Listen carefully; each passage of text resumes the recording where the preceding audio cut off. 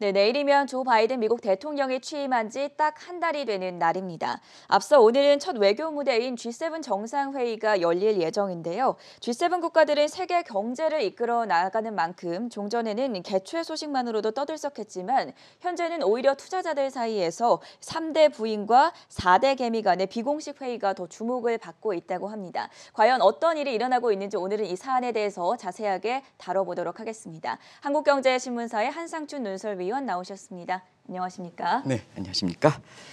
자, 위원님 내일이면 바이든 정부가 출범한 지 꼭 한 달이 되는 날인데요. 많은 변화가 있지 않았습니까? 네, 증시는 이 방송을 통해서 올해 들어서 가장 먼저 미국의 국채금리, 인플레 문제 네. 주목하실 필요가 있다 하는데요.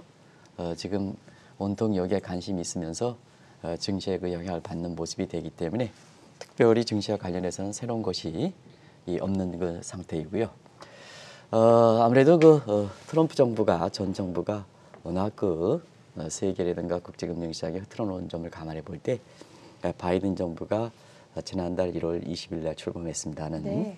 한 달이 맞은 시점에서 한번 평가해 보는 것도 증시라든가 경제적 측면에서 또 우리가 새롭게 판을 짜는 세계 경제에서 우리 입장이 어떻게 할 것인가 하는 이런 측면에 한국의 대외 경제 정책 방향을 가는 데 있어서도 굉장히 중요한 이슈가 아닌가 생각합니다. 일단은 한 달 이렇게 캐치프레이스가 굉장히 컸죠. 트럼프가 사실 미국일 후퇴 신기인데 반해서 바이든은 특히 대외적 측면에서 미국이 돌아왔다. 기후환경변화 가입을 시발점으로 해서 미국이 돌아왔다는 대외 측면의 캐치프레이스. 그 다음에 내부적으로 보면 바이든과 트럼프 국가로 분류되어 있는 화합과 통합. 이런 것이 이제 강조돼서 캐치프레이스로 지금 오고 있는 상태인데요. 지금 의회가 아직 정리가 되지 못하다 보니까 바이든이 대통령이 의회와 관계없이 이렇게 정책을 펼 수 있는 게 행정명령이거든요. 네. 지금까지 한 달 정도 이렇게 보면 한 30일 정도 경과됐습니다는 행정 발동 건수를 이렇게 보면 하루에 한 2건 정도 긴박하게 움직였다 이렇게 됐습니다. 대부분 다 미국이 돌아왔다 보니까 트럼프 정부에 추진했던 정책이 잘못됐다는 얘기죠. 그래서 트럼프 정책을 지우기 하는 그래서 과거에 오바마 정부 때 정책으로 돌아가는 이런 모습을 주력됐다 이렇게 됐습니다. 그리고 뭐니 뭐니 일단 성과는 마침 한 달 평가는 증시라든가 이런 쪽의 평가는 아니겠죠. 지금 상태에서 미국의 언론들은 한 달 평가할 때 코로나에 대해서 바이든 이렇게 대통령이 확실하게 이건 진압했다. 트럼프 정부 때는 사실 이 문제에 대해서 굉장히 미온적이고 미숙한 대처 때문에 미국이 보건 후진국으로 전락돼 있었습니다는 다시 바이든 정부에 이렇게 들어오면서 이 문제를 정리하는 한 달 만의 성과죠. 그래서 취임 전에 하루에 확진자 수가 30만 건도 넘었었죠. 네. 근데 지금은 이렇게 5만 건 밑으로 떨어진 것은 사실 바이든 정부의 어느 이렇게 정책보다도 미국의 국민 입장에서 보면 굉장히 큰 성과다 이렇게 보시면 되겠습니다. 그런 가운데 너무 내부적 문제에 치우치다 보니까 사실 국제적으로 이렇게 바이든 대통령의 이렇게 역량을 과시할 수 있는 이런 기회가 없었죠. 근데 바이든 대통령 전통적으로 아시겠습니다는 워낙 상원에서 뼈대가 깊은 상태에서 이렇게 주로 외교에 활동했기 때문에 굉장히 대외적으로 이렇게 보면은 굉장히 전략가고 굉장히 전문가입니다. 그런 측면에서 오늘 바로 바이든이 첫 외교 무대가 되는 게 G7 정상 간의 화상회의인데요. G7 회의하면은 과거에는 이 회의만 열리게 하더라도 굉장히 설레었었거든요. 네. 그리고 아주 집중적으로 했는데 이게 좀 많이 이렇게 젊은 사람들 입장에서는 G7이 굉장히 후퇴한 것 같습니다. 오늘 한국경제TV의 그렇게 방송에서도 바이든 대통령이 첫 외교 무대이면서 G7 간의 화상 정상회담인데요. 글로벌 뉴스에 이렇게 아까 스파 뉴스에서 보면 거기에 정리돼서 G7 화상회담이 열리는 것이 들어가지 않았습니다. 그게 이제 지금의 모습이 아닌가 하는 생각이 듭니다. 그래서 우리가 캐스터분께서 이게 방송 전에 G7 회원국이 어떤 국가냐 하니까 대부분 다 잘 모르시더라고요. 전 세계는 그거는 G7 회원국 잘 아시죠? 네, 알 네네. 것 같습니다. 네네. 알 것 같습니까? 네네. 네. 미국, 영국, 프랑스, 네. 이탈리아, 네. 독일도 들어가고요. 일본이랑 또 어디가 들어갑니까? 캐나다가 들어갑니다. 캐나다요? 그래서 대부분 사람들이 지금 중국이 부상되다 보니까 중국으로 이렇게 꼽는 이런 시각도 있습니다는 네. 저는 그 역시 다른 케이스와 달리 굉장히 똑똑하신 것 같습니다. 마찬가지로 과거 2차 세계대전 이후에 왜 이 회의가 하면 들썩들썩했냐면 세계 경제를 주도하고 국제금융을 주도하고 특히 이슈가 됐을 때 그걸 조정하는 네. 코디네이터 역할을 했기 때문에 굉장히 지금 이 회의가 주목됐는데요. 한국경제TV의 톱뉴스라든가 이런 게 들어가지 않을 정도로 지금은 굉장히 관심이 벗어나고 있는데요. 이번 회의는 바이든 대통령의 첫 외교 무대이기 때문에 이슈가 굉장히 관심이 되고 있다. 여기 우리 정 PD께서 발빠르게 이런 회원국들입니다. 네, G7 국가들이 나오고 네, 있네요. 회원국들이죠. 그래서 이 회원국들이 어떻게 모이느냐 하는 측면에서는 3대 과제가 있습니다. 아무래도 코로나 팬데믹이 현실적 과제이기 때문에 이걸 어떻게 대처할 것이냐. 그렇죠. 전염성이기 때문에 특정 국가의 문제만은 아니지 않습니까? 아무리 미국이 백신에 있어 잘한다 하더라도 다시 전염되기 때문에 세계 공통적으로 레벨 프레이닝, 백신에서는 진압 정도에서는 레벨 프레이닝 가져가야 되거든요. 어떤 한 국가가 잘 잡다, 다른 국가는 번창한다 하면 세계가 이렇게 서로 연결되어 있기 때문에 또다시 2차 팬데믹이 온다 하는 측면에서 팬데믹에 대한 대처 문제를 어떻게 할 것이냐 하는 문제. 그다음에 세계 경제가 작년에 이 코로나에 의해서 세계 경제 시스템이 상당히 붕괴됐으니까 이걸 어떻게 하면 재건할 것이냐 문제. 그리고 중국과의 마찰 문제를 계속해서 얘기하고 있죠. 그래서 지금 서방 선진 7개국들이 아까 우리 정 PD께서 보여주신 그 회원국들이 대부분 다 서방 국가, 정치 체제에서는 민주주의 국가, 경제에서 보면 시장 경제를 채택하는 국가들이죠. 이 국가 간의 사회주가와 계획 경제를 주도하는 중국에 대해서 어떻게 이걸 견제할 것이냐 하는 것이 가장 핵심이다 이렇게 됐습니다. 그리고 오늘 이렇게 G7 회담에서 보면 바이든의 첫 작품이기 때문에 여기 있다면 북한 문제에 대해서도 트럼프 정부 때 굉장히 김정은과 같이 이렇게 뭐 어쩌고 이렇게 했습니다는 사실 바이든 대통령이 이번 서방 선진 7개국 회의 때 화상회에서 북한 문제에 대해서 어떻게 관심이 될 것이냐 하는 문제도 굉장히 우리 입장에서도 또 한반도 정세와 관련해서도 중요한 회의가 되겠다 이렇게 됐습니다. 오늘은 세계 7대 정상 간의 회의가 열리는 날이지만 오히려 세계 7대 개인 투자자들이 중심이 되는 PI7 회의가 더욱 관심을 모으고 있다고 하는데요. 구체적으로 이게 어떤 의미를 가지고 있습니까? 우리가 이제 한국경제TV 방송을 통해 새로운 용어들을 많이 좀 제시해드리고 있는데요. 네. 어제는 신삼고 얘기. 그렇죠. 그래서 어제 주가가 신삼고는 우리 기업들의 채산성을 악화시키는 거다.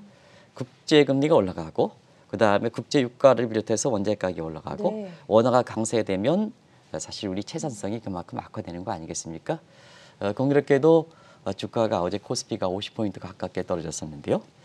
그런 신종 용어가 트렌드를 반영하기 때문에 네. 이런 용어들을 좀 잘 주목하실 필요가 있다는 걸 말씀드리겠는데요. 최근에 비공식 회의하지만 PI7, G7과 버금돼서 PI7, G7은 세계에서 주도하는 그것도 통수권자 회담이다. 근데 요거는 PI7 회의는 Private Investment, Private Investor, 그러니까 개인 투자자를 순수 개인 투자 연대 회의다 이렇게 됐습니다. 그래서 이 PI는 정책당도 빼고 금융사도 빼고 기관 투자가도 빼고 순수한 개인 투자가 연합회의다 이렇게 됐습니다. 우리나라도 지금 아마 국매도 관련해서 우리 투자자 협회를 비롯해서 사실상 이렇게 회장님이 있으시는 셀트리온과 관련된 주주 연합 모임이 있거든요. 이런과 마찬가지로 세계적으로 보면 개인 투자가 역할이 굉장히 커지기 때문에 이게 서로가 공유하는 채널이 비공식적으로 지금 이렇게 되고 있다 이렇게 됐습니다.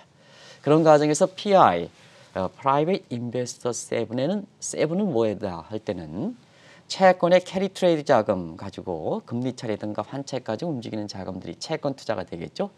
여기에 힘이 있는 사람들이 세 사람이 있습니다. 그래서 3대 부인, 우리가 마담이라는 3대 부인. 그리고 최근에 시청자 여러분도 아시겠으나 작년에 코로나 이후에 주식이 이렇게 되다 보니까 소위 개미라 표현하는 이런 쪽에 4대 개미 간의 회의다 이렇게 됐습니다. 그런 과정에서 3대 부인은 뭘까 하는 측면에서는 엔케리 자금을 주도하는 일본의 와다나베 부인, 저랭코 아시겠죠? 네. 그다음에 미국이 지금 저금리에다 달러 약세이기 때문에 사실 이 자금이 다른 쪽으로 중국 쪽으로 가는 상태의 캐리 트레이드가 일어나고 있는 이런 상태인데요. 그걸 주도하는 것이 미국의 스미스 부인입니다. 그리고 유로 캐리 자금을 주도하는 것이 한 가지 저랭코 아까 G7에 대해서 잘 이렇게 하셨으니까 사실 유로 캐리 자금은 유로랜드는 19개국이죠. 네. 근데 유로의 그 맹주 역할을 하는 국가는 어디입니까? 독일이 있죠? 아, 독일입니까? 네, 독일이죠. 유럽의 네. 맹주는 독일이죠. 근데 사실 왜 유로 캐리 그 자금은 네.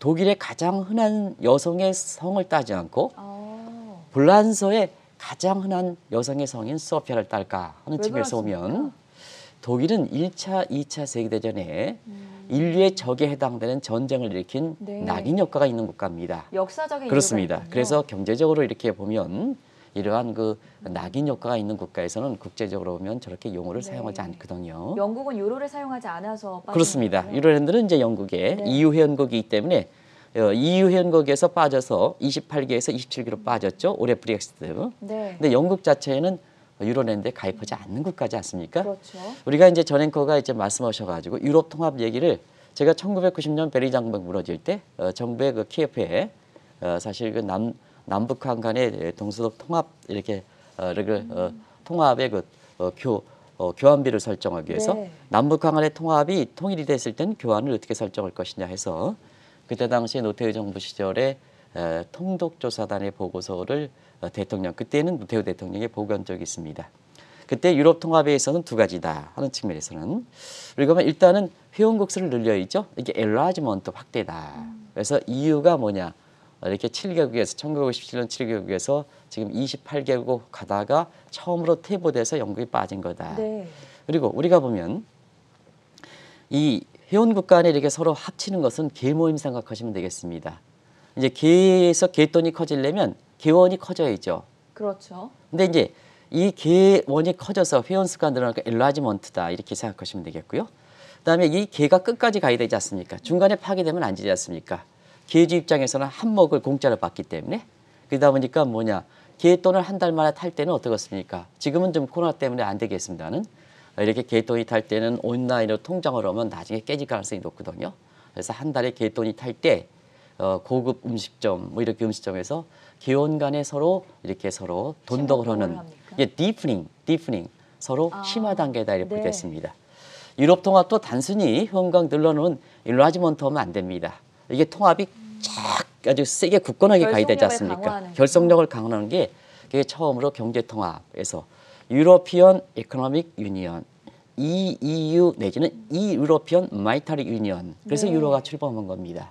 그리고 이걸 토대로 해서 자 유럽 통합 헌법 해서 유로피언 포리티컬 유니언 해서 유럽 정치 통합이 가고 마지막에 국민의 사회 통합이 굉장히 어려운 겁니다. 그래서 마지막으로는 유로피언 소셜 유니언 해서 3단계가 되면 자 미국이 유나이티드 스테이트 오브 아메리카 USA라 그럽니다. 그렇죠. 그 유럽도 유나이티드 스테이트 오브 유럽 해가지고 ESU가 되는 겁니다. 이런 게 하나의 유럽 구상이다 이렇게 됐습니다.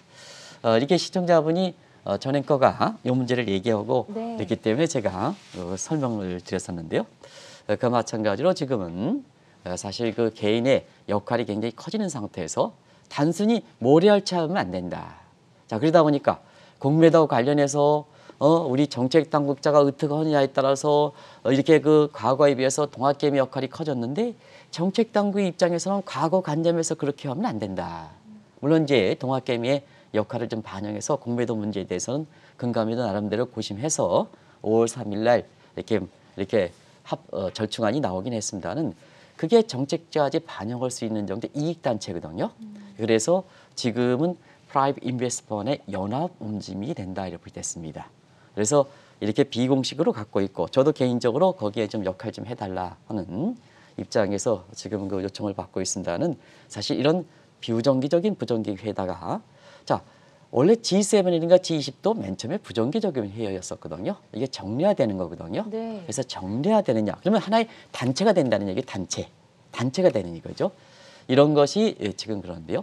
지금 상태에서는 사실 이 PI7 회의에서 자 아무래도 와다나베 부인 이런 사람들 부인과 그 다음에 개미들은 가장 궁극적으로 목적이 뭡니까? 수익이지 않습니까? 그렇죠. 그래서 앞으로 투자 수익, 주식이 지금 주춤하고 있는 양상에서 자 앞으로 어떤 투자가 임할 것이냐 하는 측면에 사실 이러한 모색하는 것은 굉장히 우리 시청자 입장에서도 사실상 앞으로 투자가 어디서 돈을 벌 것이냐 하는 측면에서는 굉장히 주목할 변수다 하는 것을 말씀드리겠습니다.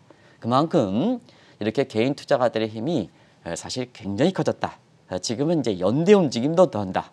국내에서는 이미 한국투자자협회라든가 세일트리온 주식투자연합회 같은 미국의 월가에서 이렇게 보면 자 개인 투자가들이 힘모여서 광고까지 내는 이런 쪽의 역할이 되는데요. 네. 그 국제 역할, 국제 연계 움직임이 최근에 나타나고 있다 이렇게 됐습니다.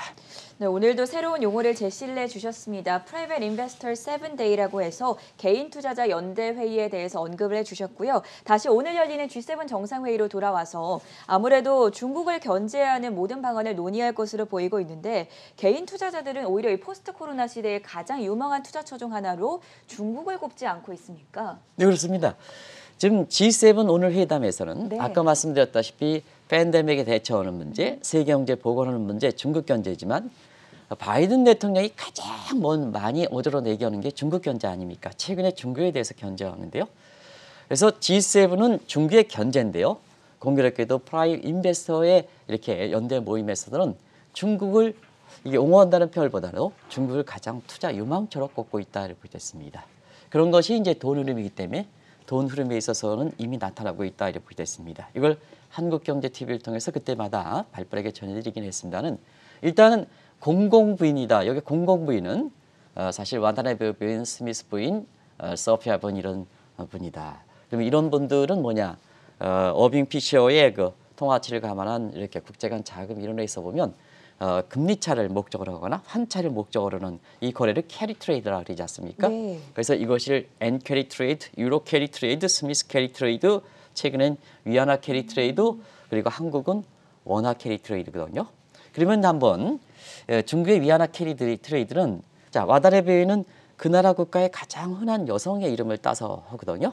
와다나베 부인, 스미스 부인, 소피아 부인. 그러면 전 앵커의 그 발빠른 머리의 회전력을 한번 보겠습니다. 네. 위안화 캐리 트레이드는 중국의 가장 흔한 성인 사실 그 따서 얘기를 하는데요. 뭐라 그러겠습니까? 중국에서 가장 흔한 성이 무엇일까요? 그래서 왕씨 부인이라 합니다. 아. 근데 한국은 원화 캐리 트레이드를 얘기하는데요. 네. 한국에서 가장 흔한 성은 사실 김씨 아닙니까? 그렇죠. 근데 뉴욕에서 보면 오히려 김씨 부인보다는 김 사장이라든가 내지는 강남 복부인 이런 얘기가 많이 있습니다. 제가 네. 미국에 있어서도 그런 얘기하는데요.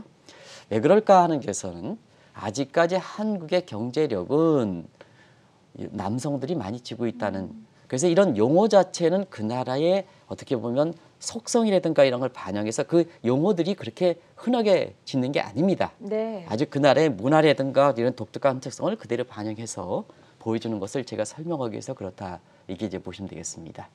이렇게 해서 이러한 그 공공부인은 금리 차를 이렇게 하는데요. 지금 뭐 금리가 가장 높은 게 어디입니까? 중국이죠. 중국의 국채가 금리가 지금 한 10년물 기준으로 할 때는 지금 3.12 정도 되고 오늘 그 미국의 국채 금리가 10년물 국채 금리가 1.2%, 1.3% 이렇게 육박해서 난리법석을 펴는 거 그렇죠. 아니겠습니까?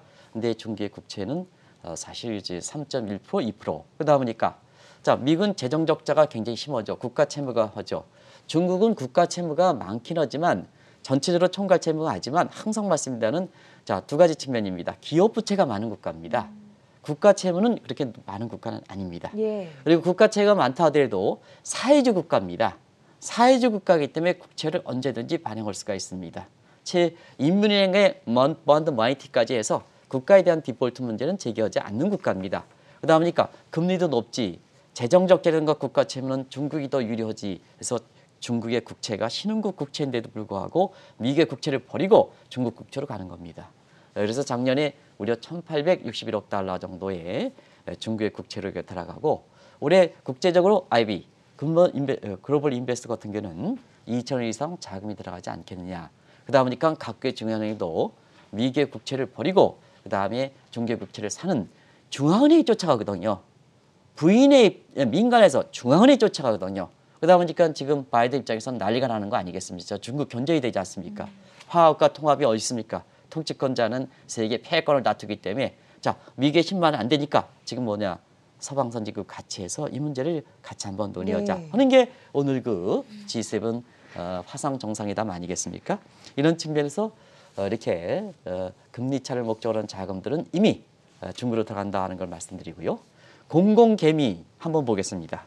공공개미는 뭐 시청자 여러분 최근에 한국에서 외국인 자금들이 이탈해서 중국으로 들어갔죠.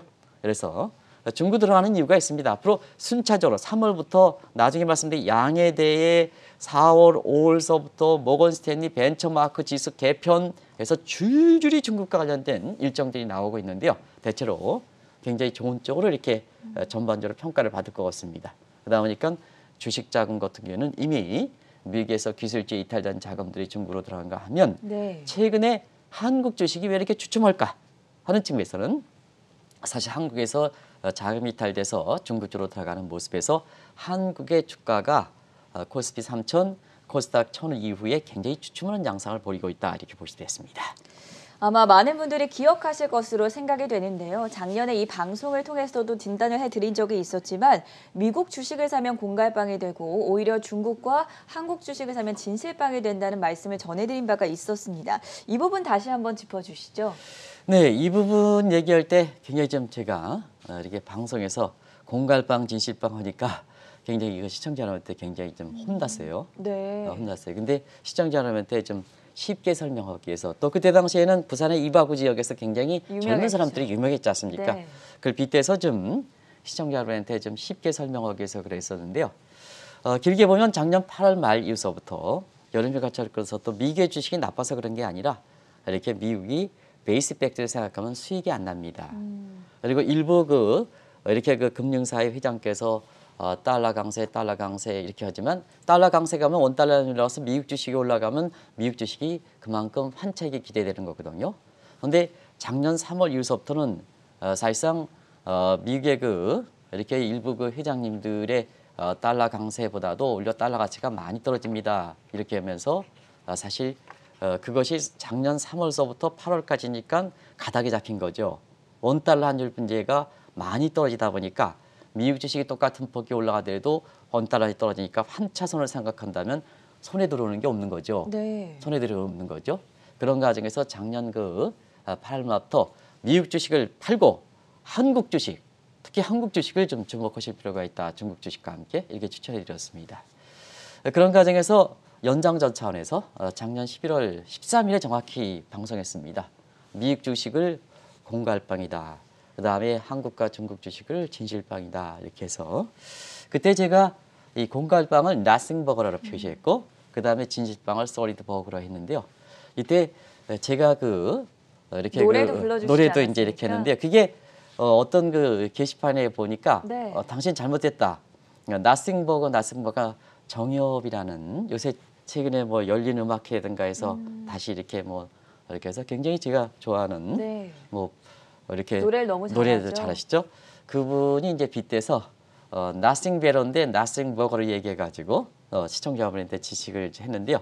그 nothing better를 nothing burger 이렇게 해서 굉장히 시청자분의 기억 속에 이렇게 하기 위해서 네. 그런 표현을 썼었는데 아마 잘못 전달드린 것 같습니다. 그때 했습니다. 근데 그 이후에 진짜 미국 주식이 공갈빵이 됐는지 그 다음에 한국과 중국 주식이 진실빵이 됐는지 요걸 한번 보겠습니다. 방송 위에 지금까지 다우존스가 6.9% 올라갔습니다. 상해 지수는 지수 상승폭입니다. 예. 11% 올라갔습니다. 코스닥은 24% 올라갔습니다. 코스피는. 근데 자 외국 주식들은 환차 손익과 환차 이익을 생각해야죠. 그러면 이제 자 미국 주식은 그때 당시에 환율이 1,140원대에서 지금 1,100원대 떨어졌으니까 환차손이 발생한 거죠. 환차손이 발생했으니까 네. 위험상 6.9% 올라간다 하더라도 환율이 이렇게 환차손을 감안한다면 지금 3% 정도뿐이 안 됩니다. 근데 중국은 위험상 11% 올라갔지만 위안화가 굉장히 절상됐지 않습니까? 위안화가 절상되면 환차익이 되는 거죠. 그래서 환차익이 위안화 절상에 따른 환차익이 한 6% 됩니다. 그래서 11%에 6% 포함하면 17%가 수익이 나는 거죠. 그러면 한국은 뭐 한차선 한차로니까 그러면 이제 결과적으로 보면 우리가 그때 당시에 나싱 버거, 솔리드 버거 했지만 환율 변동을 감안해서 사실 그 한국정제TV의 말을 믿고 주식을 이렇게 교환시켰다면 한국 주식으로 교환시키고 중국 주식을 교환했다면 수익률을 보겠습니다. 다우가 3%, 상해 지수가 17%, 코스닥이 24% 나왔습니다. 다우의 3%에 비해서는 코스피가 24%이기 때문에 8배입니다. 8배이기 때문에 사실 국내 증권사가 스스로 생각해서 미국 주식을 계속 고집하는 것보다는 얼만큼 이게 다르냐 이런 문제였었거든요. 근데 올해 들어서는 한국 주식이 가장 많이 올리긴 했지만 네. 한국 주식 문제에 대해서는 사실 지금 상태에서 정책당국은 선거에 팔려가지고 외형상 뭐냐? 외형상 리스크 관리 안 합니다. 스스로 관리해야 됩니다. 많은 한국 증시의 낙관을 일때 스스로 관리합니다 하는 측면인데요. 지금 한국 증시가 힘을 좀 잃어가고 있는 상황이다 이렇게 보겠습니다. 그야말로 중국과 한국 주식이 솔리드버거 진실빵이 됐는데요. 특히나 작년 9월 이후에 이렇게 한국 증시가 큰 폭으로 상승할 수 있었던 특별한 이유는 어디서 찾아볼 수 있겠습니까? 특별한 게 아니고 네. 현실만 적용하면 현실 그대로 보면 이걸 개선할 수 있다 이렇게 보겠습니다. 예. 왜 그러냐면 사실은 지금 코로나 문제가 전염성이니까 격리시켜 놓는 거 아니겠습니까? 그렇죠. 상품 이동 격리, 자본 이동 제한, 그다음에 사람 이동 제한. 근데 작년부터 백신이 나오나 보니까 그리고 작년 11월에 바이든 대통령이 당선됐지 않습니까? 뭐 특이한 능력이 있는 거 아니고 사실 그걸 중요하면 트럼프는 보호주의, 바이든은 다자주의, 세계 교육 증대. 뭐 맨날 말씀드리는 거죠. 그다음에 백신이니까 서로 격리 능력 붙인다. 세계 교육이 증가하는 거죠. 그러면 수출 지향적 국가들이 유리한 거죠. 그래서 한국이 가장 수출 지향적 국가이기 때문에 우리 수출이 공교롭게도 작년 11월부터 4개월 연속 증가세가 되지 않습니까? 네. 시간이 가면 갈수록 백신이 보급되면 우리나라는 뭐 이렇게 지금 백신이 뭐 이렇게 접종도 못하고 방역 선진국이다 세계에서 공지사를 많이 떠들었고 있지만 지금 방역 백신도 못 돼가지고 지금 방역 후진국으로 전락하는 이런 모습인데요. 어쨌든 세계가 하나님 입장에서는 백신에 의해서 서로 들럽다 보니까 시간이 가면 갈수록 백신 보급률이 증가되면 세계 교육이 증가할 수밖에 없다. 우리 혜택을 받는 거죠. 그래서 2월 달 들어서 10일간의 통계식이 나옵니다. 10일간의 손재 통계인데 이건 중무사 산자부죠. 죄송합니다. 2월 수출 호조가 지난 10일까지가 70% 그리고 일별수 생각하면 40% 증가 이렇게 되는 거죠. 그러는 과정에서 사실상 우리 주가가 지금까지는 제일 많이 올랐다 이렇게 보시면 되겠습니다. 세계 3대 부인과 4대 개미들 지금까지는 한국 주식만큼은 못 됐지만 앞으로 중국 주식이 더 진실빵이 될 거라는 전망을 내놓고 있다고 하는데요. 여기에 대해서는 어떻게 분석하셨습니까? 신흥국 특히 사회주의 국가를 보려면 정치가 주도하는 일정을 좀 봐야 되고요. 네. 주식 투자에 유리한 건가 국채 투자에 유리한 일정이 전개되는 건가. 그다음에 두 번째는 사실 경제 펀더멘탈 측면을 같이 보면 된다 이렇게 보겠습니다. 그래서 어제도 그 춘절이 끝나고 난 이후에 세계 주가가 우리 주가가 지금 코스피가 47포인트 정도 떨어진 가운데도 상해 지수가 저렇게 올랐습니다는 사실 그것이 지금까지는 한국이 진짜 진실빵이 됐습니다는 앞으로는 한국보다 중국이 진실빵이 될 수 있다는 게 펀더멘탈 측면에서는 올해 경제 성장률이 가장 높게 전망된다고 보겠습니다. 네. 이 수치는 잘 아시겠죠? 그래서 작년에 2.3%의 유력의 플러스 성장입니다는 올해 들어서는 한 8에서 9% 정도의 성장률을 기록하기 때문에 일단 중국이 부상한다 이렇게 이제 보시면 되겠고요. 또 한 가지는 자금을 흡인하는 데 있어서는 매력도입니다. 매력도를 따지는 데는 금리차, 환차도 중요하지만 경제 위상이 굉장히 증가하는 겁니다. 경제 위상. 경제 위상이 그죠? 예를 들어서 제가 오늘 그 방송 전에 네. 우리 그 방송 총괄하는 한수상 국장이 있습니다. 덩치도 좀 크고 여러 가지로 좀 잘생겼죠. 근데 저 같은 경우는 아주 몸이 아주 왜소하지 않습니까? 그러면 다른데 서로가 사전 지식이 없는 상태에서 이렇게 보면 밖에 가면 아무래도 이렇게 전행권은 어떻게 될지 모르겠습니다는 사실 이렇게 보면 한수당 국장 몸집이 큰 여러 가지로 한수당 의존할 수밖에 없구나. 사전 지식이 올 때. 네. 그게 돈에 있어서 매력돼야 되는 겁니다. 그런 과정에서 중국의 미국 대비해서 경쟁력 보고 오늘 그 G7 화상회담에서 왜 과거의 전통적 국가들이 서로 규합을 해서 중개 견제인가? 지금은 미국이 혼자 단독으로 가면요. 트럼프 때 워낙 훼손시켰기 때문에 사실 미국이 단독으로 중국으로 이렇게 견제하기는 힘든 이런 상황이거든요. 그러다 보니까 자 서방 선진국들이 오늘 이 규합을 하는 겁니다. 네. 그런 과정에서 자 미국이 이렇게 힘이 이게 떨어진 상태인데 얼마큼 떨어졌냐 보겠습니다. 미국의 경제력 대비 중국의 비중 보면 2008년에 31%뿐이 안 됐습니다. 근데 2021년엔 올해는 71% 갑니다. 그러면 이것이 중국을 초월할 것이다 하는 게 당초는 2030년 맞는데 2028년이거든요. 네. 그러다 보니까 다자 채널 복구 미국이 돌아왔다 하더라도 미국이 돌아올 수 있습니까? 트럼프 이 잘못된 대통령에 의해서 미국의 경제력이 훼손되니까 한번 훼손되면 복구가 어려운 겁니다. 복구가. 미국에 돌아오더라도 그렇지 않습니까? 그런 과정에서 이런 경제력 비중이 높다 보니까 지금 이렇게 개인 투자가자 입장에서는 서방 선진 과거의 경제를 흔들어놨던 G7 국가들이 서로 중국에 대해서 견제하지만 프라이빗 인베스터들은 오히려 중국을 꼽고 있다. 이게 아주 상당히 시청자 여러분이 지금의 시대 상황을 반영하는 이런 모습을 아주 보여주는 게 서방 선진 7개국 정상회담과 프라이빗 인베스터 간에 아주 극명하게 대립되는 모습이 지금 보여주고 있다 이렇게 보겠습니다. 앞서 사회주의 국가에서는 정치 일정이 굉장히 중요하다고 말씀을 해주시지 않았습니까? 실제로 다음 달 초에 이제 양회가 열리게 되는데 PI, 프라이빗 인베스터라고 부르는 개인 투자자들은 이 일정을 주목할 수밖에 없겠죠? 주목할 수밖에 없죠. 네. 왜냐하면 다음 달에는 아시겠습니다는 중국에서 보면 사회주의국가 입장에서 가장 중요한 얘기가 양회대죠. 정협가. 그래서 전국인민대표자회의 이게 뭐 회의는 굉장히 중요하지 않습니까? 근데 사전에 예고할 수 있었던 게 작년 10월에 19기 5중 전회입니다. 그때 사실상 1978년에 등소평이 이렇게 들어오면서 덩샤오평이죠. 개혁과 개병, 수출 지향적으로 했습니다. 근데 경제 위상이 높아졌습니다. 계속해서 수출 지향하면 맞아떨어집니다. 어떻게? 경제 위상이 높아지니까 마찰이 될 수밖에 없죠. 그래서 미국과 마찰 이렇게 되는 거죠. 그러다 보니까 시진핑 입장에서 이제 경제 위상이 중대한 상태에서 자 중국의 인구 14억 인구 지금 13억이 아니라요.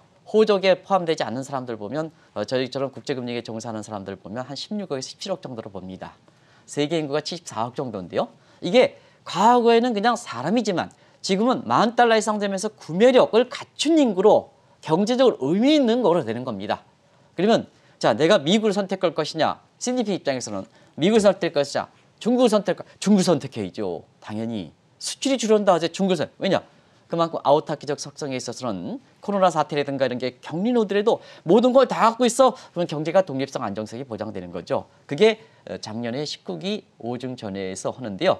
그걸 공식적으로 정치적 측면에선 정협에서 경제적 측면에서는 전국 인민 대표로서 인민의 합의를 하는 것이 다음 달 회의다 이렇게 보겠습니다. 네.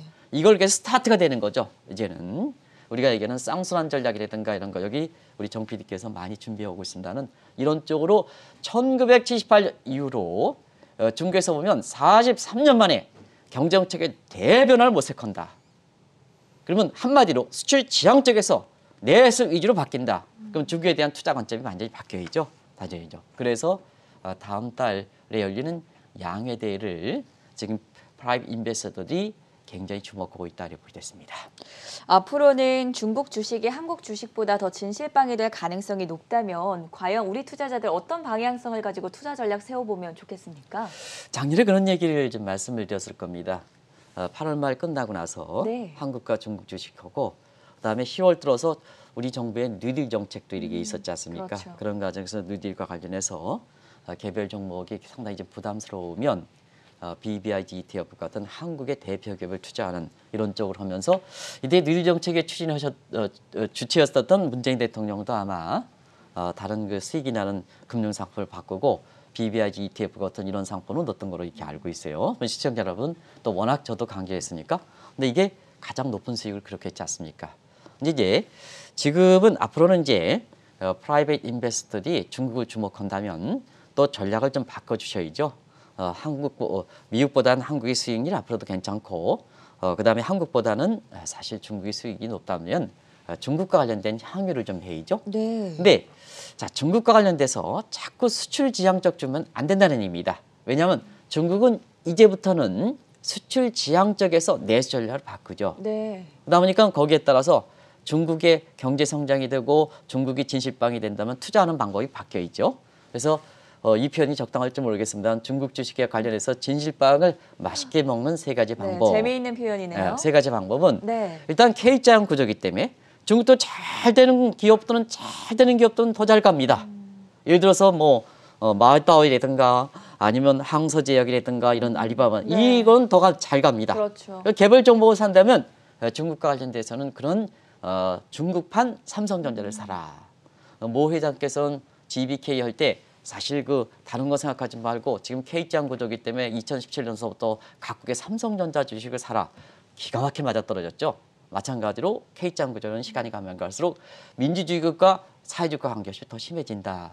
홍남기 부총리께서도 열심히 노력하는데 이게 분배 구조가 더 악화된 것이 더 마음이 아프다 하면서 앞으로 추경 편성해서 이 분배 구조가 악화된 것을 좀 해야겠다.